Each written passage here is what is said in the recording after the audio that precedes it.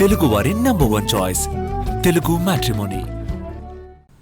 పట్నం ఖాళీ అవుతోంది. సంక్రాంతి కోసం పల్లెకు పయనమవుతోంది. స్కూళ్లకు సెలవులు ప్రకటించడంతో పిల్లపాపలతో సొంతూళ్లకు బయలుదేరుతున్నారు జనం.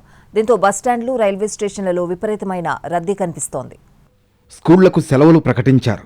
దీంతో భాగ్యనగర వాసులు సొంతూళ్ల బాట పట్టారు. హైదరాబాద్ నగరంలోని అన్ని ప్రధాన బస్టాండ్లు, రైల్వే స్టేషన్లు రద్దీగా మారాయి. ఎంజీబీఎస్, జేబీఎస్ బస్టాండ్లకు ప్రయాణికుల తాకిడి పెరిగింది. సికింద్రాబాద్, కాచిగూడ, నాంపల్లి రైల్వే స్టేషన్లు కిటకిటలాడుతున్నాయి.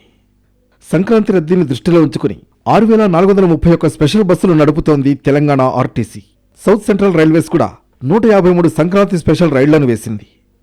ఎన్ని బస్సులు తిప్పినా, ఎన్ని రైళ్లు వేసినా సంక్రాంతి రద్దీని తట్టుకోవడం కష్టమే. ప్రైవేట్ బస్సుల దగ్గర నుంచి క్యాబ్ల వరకు అందరూ రేట్లు పెంచేశారు. అయినా పర్వాలేదు, బస్సులో టికెట్ దొరికితే చాలు అనుకుంటున్నారు జనం. అడిగినంత ఇస్తామంటూ క్యాబ్ల నిర్వాహకులను బతిమాలుతున్నారు. టీజీఎస్ ఆర్టీసీ స్పెషల్ బస్సులు వేసినా 50% అదనపు ఛార్జీలు వసూలు చేస్తోంది. పండుగ వేళ భారీగా పెరిగిన ఛార్జీలపై మండిపడుతున్నారు ప్రయాణికులు.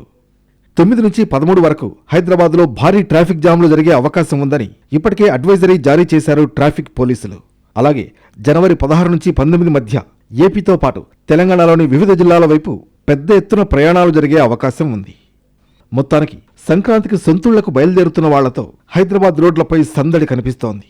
అయితే 2 రోజుల్లో సగం ఊరు ఖాళీ అయిపోతుంది కనుక ప్రధాన రహదారులు బోసిపోవడం ఖాయం.